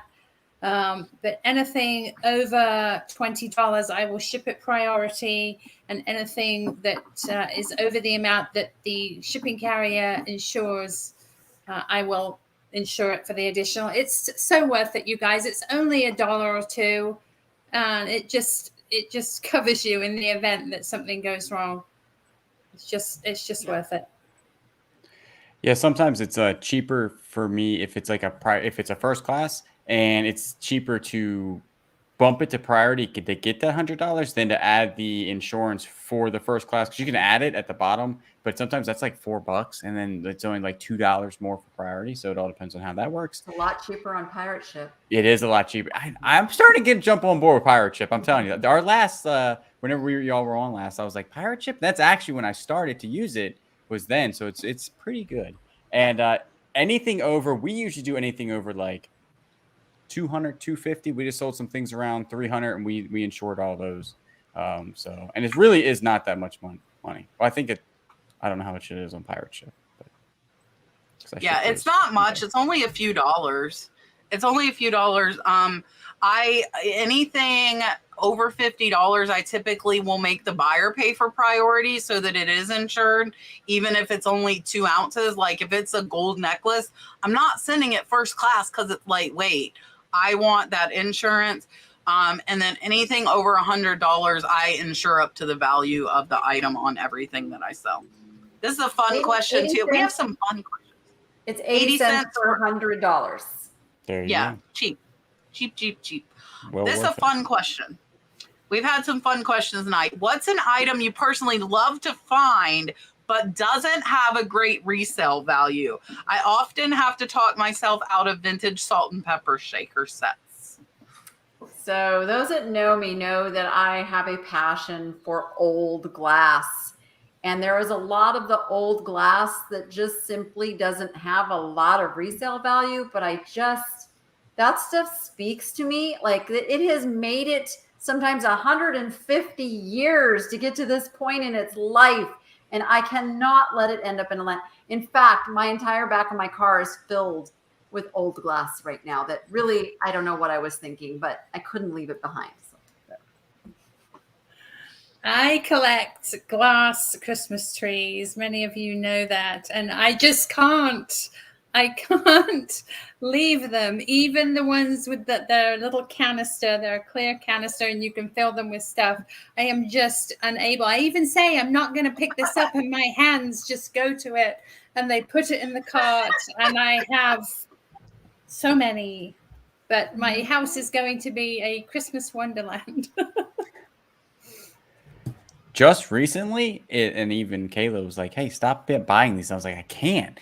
It is fishing like tackle boxes. It doesn't matter. Like if it's a good Plano tackle box, it can look horrible. And I'm like, because they sell for so cheap. Like at the yard sales, they're like, give me $1. And I'm like, how do you leave it behind for $1? Like legitly, how do you leave it behind for $1? So I have a whole bunch. And I mean, they're all for sale, but there's a lot that is still outside. So I have to stop buying them. And they take up a ton of room. It's not like something that's small. Like some of these are monster boxes. So I got a whole bunch.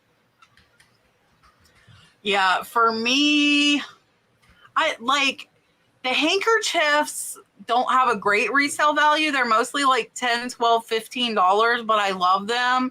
And I don't talk myself out of them. I get them because I get them for $1. And people are like, why do you list stuff for 10? Because I like them. I like my linens. So I pick up a lot of linens and they don't break. So I don't have to worry about them in shipping. But they're not always like super high. You know, they might be like 10, 12, $15. But like I would get salt and peppers. I am guilty of salt and pepper shaker sets because if I can get them for $1 and they'll sell for 12 or 15, that's a good return on your money. It's a good return on your money. So I actually have some I can see sitting on the floor, salt and pepper shaker sets that I picked up. So I pick them up. I don't not get them. Sun-kissed, $9.99. You're moving up. You're moving up. See, she started with $1.99. Then we went to $4. You must have done what? Okay, let me read the question or statement. Thank you for sharing all your knowledge, Kat. I took your advice, researched brand and product, thought I had $1 store plastic plates. They were melamine and sold the lot for 14 for $75. That's why I got $10. That is amazing. That is amazing. Melamine sells, guys. If you do not know, melamine looks like cheap plastic. A lot of it is branded. And I've sold 4 melamine plates for almost $100 before. If you find the right brand and the right pattern, and again, melamine's not glass, not as fragile, and it will sell. It will sell. Thank you. I'm so happy for you. Here's your dolphin. Super chat. Richard, I swear I don't see your question. Richard said he sent a question, but not everything comes through because we have over 650 people in chat. So it doesn't all come in where I see it. So if I miss your question, I'm not doing it on purpose. I promise. Richard, I'm still looking. Avalon Arrington says, I'm moving across country and will not be able to access my items for 3 weeks. Would you put your shop on vacation or would you just let buyers know they'll ship in 3 weeks? Vacation. It's called time away now. And also if you're moving your inventory, you need to unpack and assess your inventory on the other end because things get broken, they get chipped, they change condition. And I just went through a move. I just went through this, and time away is your friend. Absolutely. And Danny says, can you imagine you sell like 10 items when you're moving and you get to your new state and you unpack and 3 or 4 or 5 are broken or they lose them? It's just going to add to your stress. And while you're moving, you don't need any additional stress. So absolutely, vacation is the way to go. And then before you open up your store again, like Danny said, recheck everything and make sure it's in the condition that you listed it in. Yeah. Yeah, I would actually probably before the move, I'd go through the inventory and be like, hey, this thing hasn't sold in a long time. Not being moved. Clear it out. Yeah. Clear it out. That's a good way to get through Big it. sale. Yeah, exactly. So, yeah. 75% off. Yes. Definitely vacation. Yeah, I agree with everybody else.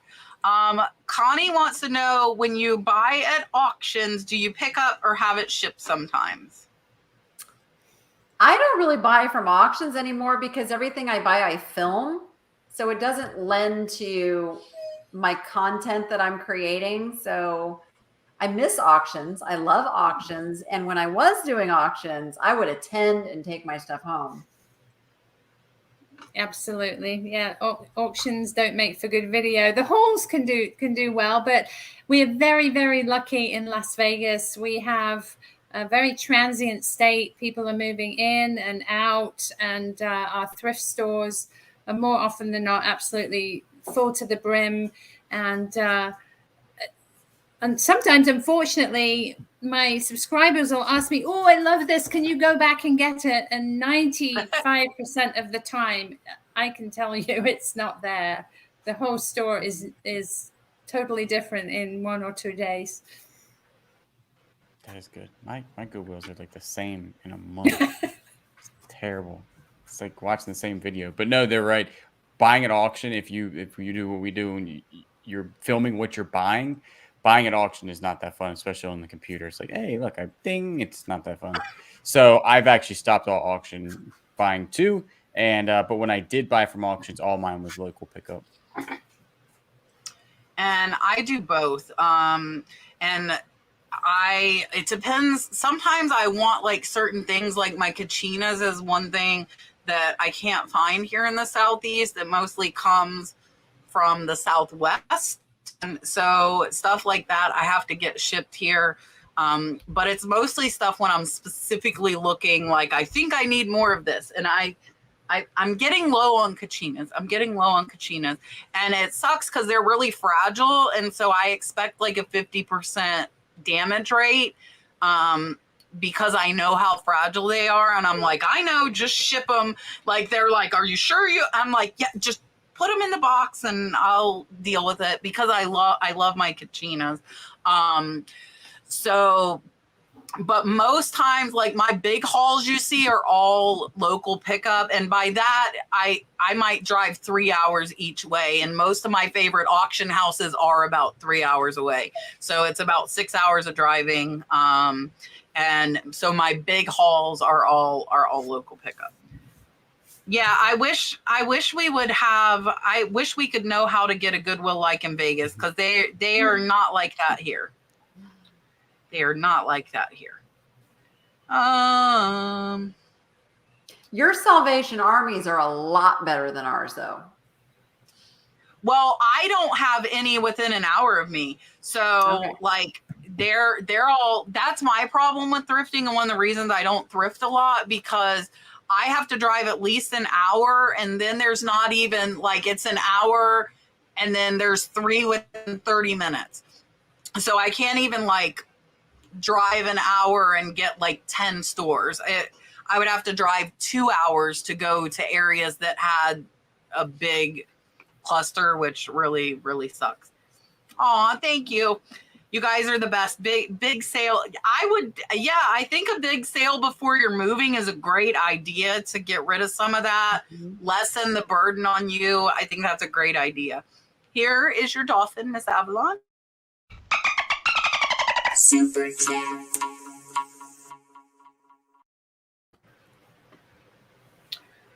Chief Stacks. Hello, Dallas, Texas. Ben's boys in the building.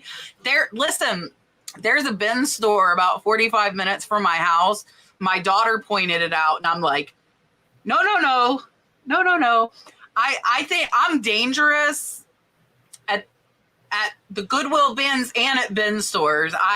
So I'm glad I'm not in Dallas where you're at, because I would go spend all of my money.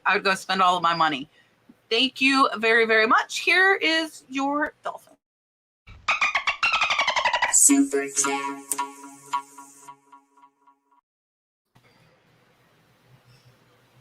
What? That is amazing. That is a nice sale. $701. Congrats, Deborah. That is absolutely amazing. Here is Charlie for Super chat.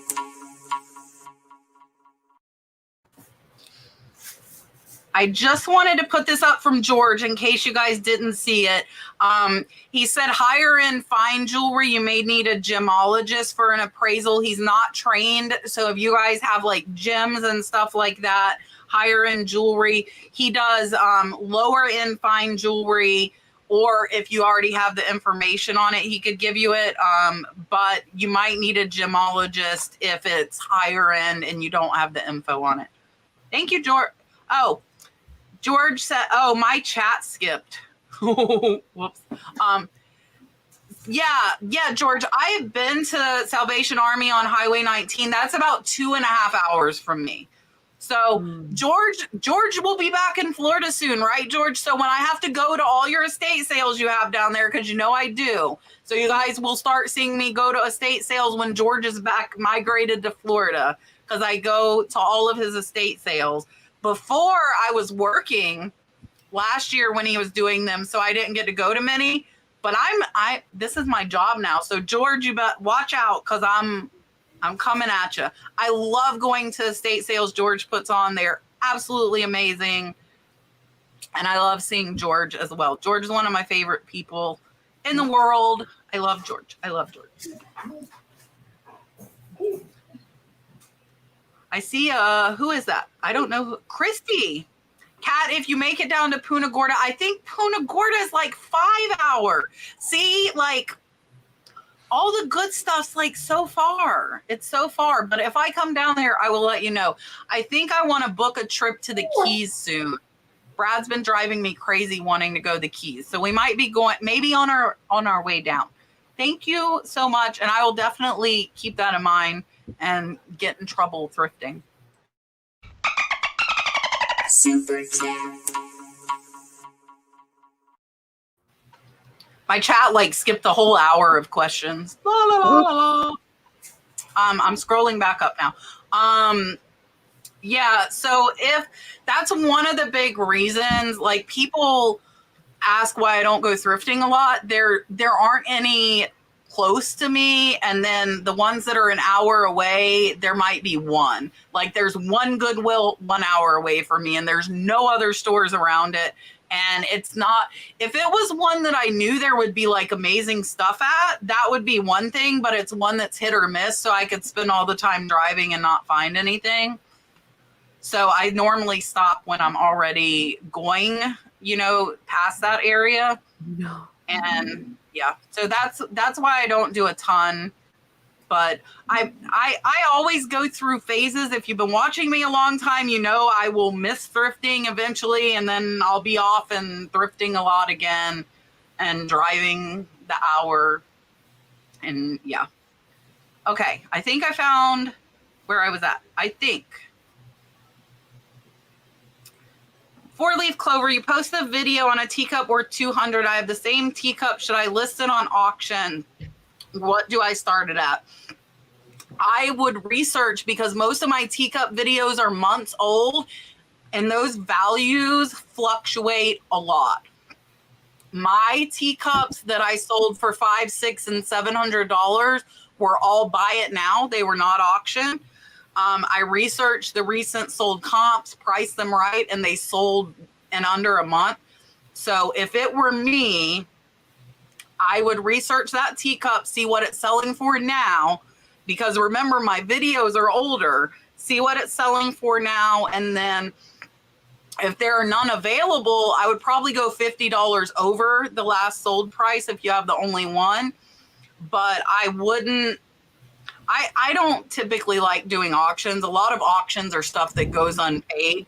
People get caught up in it and then they don't want to pay, and yeah. Okay. Backpack Baby, which platforms do you prefer? Well, I do like not paying any fees. So for me, selling through my YouTube channel is the best. I gotta tell you, I kind of digging Whatnot. I'm really kind of digging Whatnot. I mean, the prep work is so easy, and I literally can like throw on some good music, just have fun with my people, and it's click button, and I can get everything sold.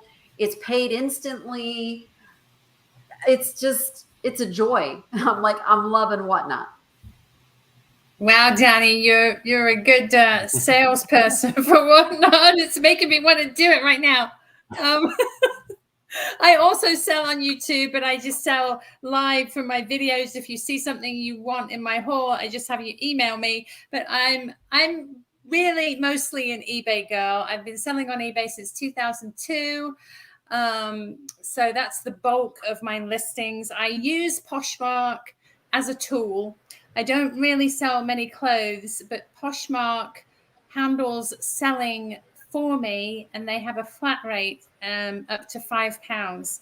So anything that's really heavy or something that's not moving on eBay, and I feel it's because of the weight of it, I pop it on Poshmark, and the buyer only has to pay $7 and change for this big heavy item that might cost them $20, $30, $40 to receive through eBay.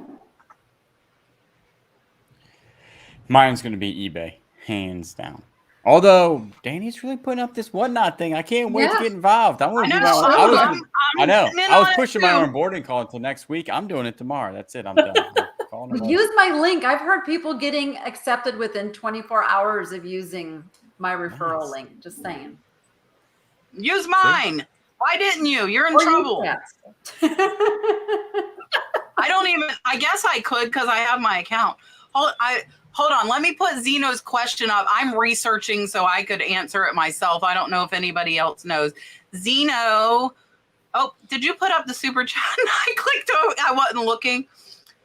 Okay, let's do this. And then I think there's another one, right? Okay. Zeno wants to know what's the most any of us have been paid by YouTube for a short.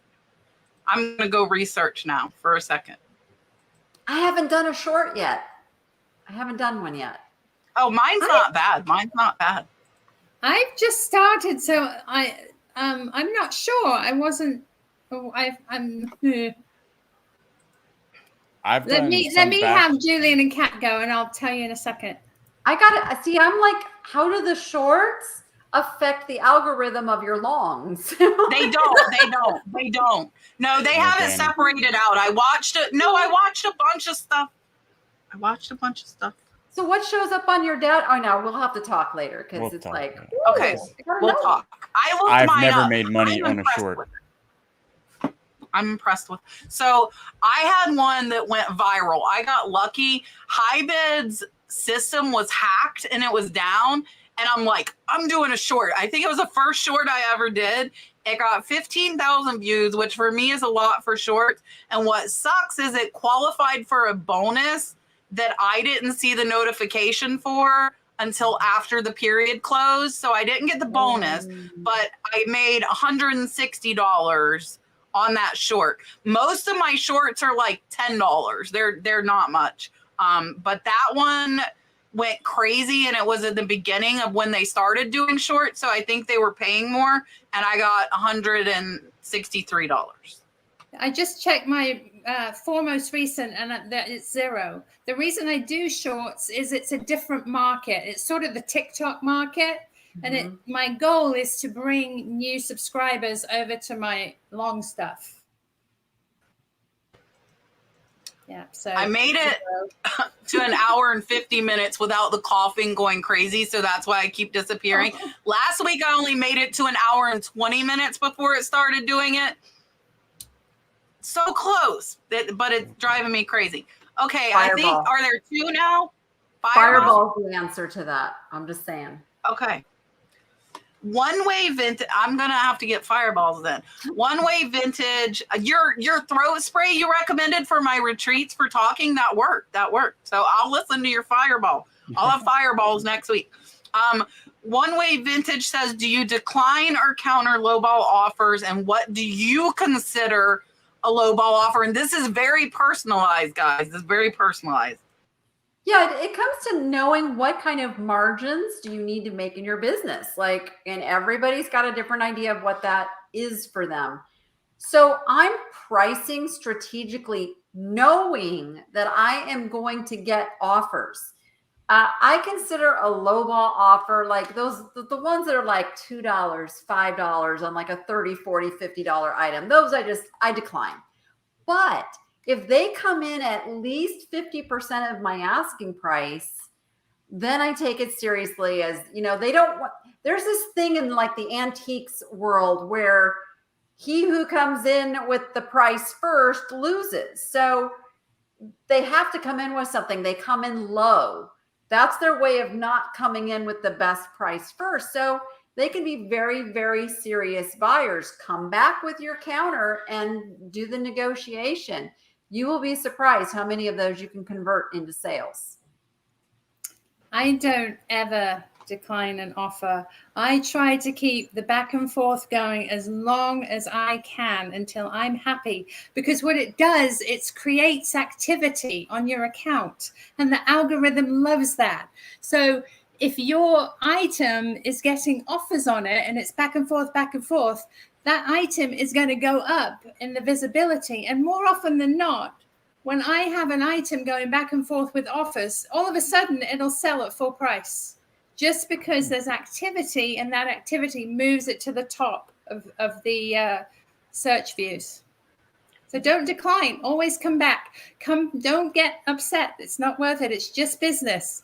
If you're comfortable 10% under, go 10% under. If they come back at $2, send it again, 10% under. And don't be pressured into going lower than you want to sell it. Right. And also, wait, don't be so quick on the mark to send an offer back. Give it a few hours, give it overnight, because that activity will get more eyes on your item. I actually learned that from Danni, so Danni gets credit for that. Yeah, I gotta get probably better at not getting so like, you know, when they send me like a $3 offer on like I'm like, no, I decline so fast. And I should do like the 5-second like breathe and then let it simmer to the next day and then shoot them a reasonable offer. Solid. I'll take that advice. I liked your pirate ship advice, so that worked out. Or and even if you're going to decline, at least let it sit there and simmer. yeah, that's what it doesn't simmer in my brain though. It's already like done and then it's over. So, but I usually, if it's like within 50%, 40%, I usually do offer something back here and do a counter. But if it's like super low, you have already fried like a brain cell in my brain and I'm done with you. Like your history. But I'm going to try it. I'll be better. I'll let it sit for a day and then shoot something back. I actually just declined one like before the show. So. I decline them, and I am going to keep declining them because I want to get my point across that they're not going to do that to me. To me, though, my low ball is under 50%. If they're like a couple dollars over 50%, I will counter. If they're like, if they send me $3 on $10, I'm declining. If they send it low again, I'm blocking. Like most of the people in my experience that have lowballed me, if I research, leave a lot of negative feedback. That is what I have found. They are just really a lot of unhappy people, but some of them might be resellers. I've heard resellers be like, oh, that's me sending a lowball. And then the guy I told you about earlier that I blocked, he said, I'm sorry. I'm like, well, and he said, but some people accept it. That's why he did it. Some people take them. Yeah. But to me, I just, I'm trying not to disappear. I decline under 50%. That's what I do. Hold on, Julian, I'm going to highlight a question, read it. Or read the next super chat. I'm going to give a dolphin. And go cough. Super chat. This super chat's just talking about the Dallas bins, and they seem pretty awesome. So if you're out there, $1.09 a pound. Yeah. Oh, so it's not like bins like the Amazon returns. It's like clothing bins. That's pretty cool. $1.09 a pound is good. That's cheaper than the Goodwill bins. So it's like a Goodwill bins, but it's not Goodwill. Those are dangerous to me. Dangerous. Because I like, you know, the people with the carts that are mounding. That's me. I'm like shoving stuff in the car and it won't fit. They won't let us film in ours. No. Yeah, you have to tell. We have Dallas people. You have to tell them if they can film in them. Although, all right, here there are spy cams. Here's Charlie. Super chat. Okay, 3 more minutes. I will survive. I cannot stop coughing. I cannot find the question now. Somebody said, do we think a light box is worth it? Good lighting is the key to good pictures. So if a light box is that for you, you know, to get your lighting right, then absolutely. I agree with Danni 100%. It makes it so easy. You don't have to worry about shadows. You don't have to worry if you're doing it outside. You don't have to worry about the time of day and when you can go out, because that's what I was doing initially before I got my light box. I could go out on my patio between 10 and 12. And after that, I'd have horrible shadows. But I actually have 2 light boxes. Learned from Jocelyn that it's a good idea to have 2 set up, one with a white background and one with a black background. That way you don't have to pull your background in and out, because every time you do that, you can crease it and scratch it and ruin it. So I have 2 light boxes, one black, one white. Yep, and I don't do a lot of small items anyway that would fit in the light box. Do a lot of like big tools and golf clubs and stuff. But I even own a light box because they do work and they're pretty good. It is Goodwill. It is Goodwill. Sorry, I just had to put that up there. It is Goodwill. Yeah. The Goodwill bins are in here from Dallas, which is cool. All right. I do think light boxes are worth it depending on what you're listing. If you're listing smalls under like 12 inches, I think they're good. Obviously, you can't list clothes in them, but smaller glass items. I love the little 10-inch light box for jewelry. It is amazing. The best lighting on jewelry that I have gotten. So I think it's absolutely amazing as far as that. So I would say yes. I have like, I can tilt it up. I use photo paper and LED lights most of the time. But when I list jewelry inside, I use a light box on my lap. It's my favorite one. All right. Hold on. So close, so close. Now I have to get Fireball. All right. We are a few minutes past 10 o'clock. I appreciate everybody coming in. I'm going to let Danni and Tiffany tell you guys bye. And then Julian, and then I'll let you guys know again who's coming on next week. So here is Miss Danni. So if you guys, Danni, if you have whatnots coming up, or I know you do daily videos, let them know what's coming up so they can watch for you. Yep, I do daily video content on my YouTube channel, The Niche Lady. I do a live sale on Fridays at 1 p.m. Pacific time. And I do my whatnot sales are on Mondays at 3 p.m. And that's like my super tip for anybody who's wanting to do whatnot. Find a time slot, stick with it, and build the following that sets their calendar to your time to come and be there. Yeah, I'm easy to find. I'm everywhere. Perfect. Here's Tiffany. Thank you so much for joining us tonight. I really had fun. There were some awesome, really great questions. I love it when you make us think. My YouTube channel is Thrifting Vegas. I drop videos on Thursdays and Sundays, and I've just started new how-to shorts on Tuesday mornings. So please go in and check those out. There's some really good tips, really fun. If you have any suggestions on what you would like to see on those shorts, do drop me an email. You guys know it, thriftingvegas.tiffany@gmail.com. And thank you again for watching. Thank you, Julian, and thank you, Kat. It's always so fun to join you. Yes, I love having you guys on. It is definitely fun. Julian, you dropped tonight? Did you drop tonight? Nope, I got one coming out tomorrow. So I drop every other day on YouTube. Every other day at 7 p.m. That's right. I was doing 7, so I moved to 7:30 because I saw Julian was coming too. I saw you doing 7, and I was thinking, what are you doing? Well, I don't do 8. I don't do 8 because George does 8. So I was doing 8:30, but I wanted to do earlier because Dalton goes to bed earlier. So was doing 7. Now I found the 7:30 mark. I think it's set for the 7:30 mark. Yes.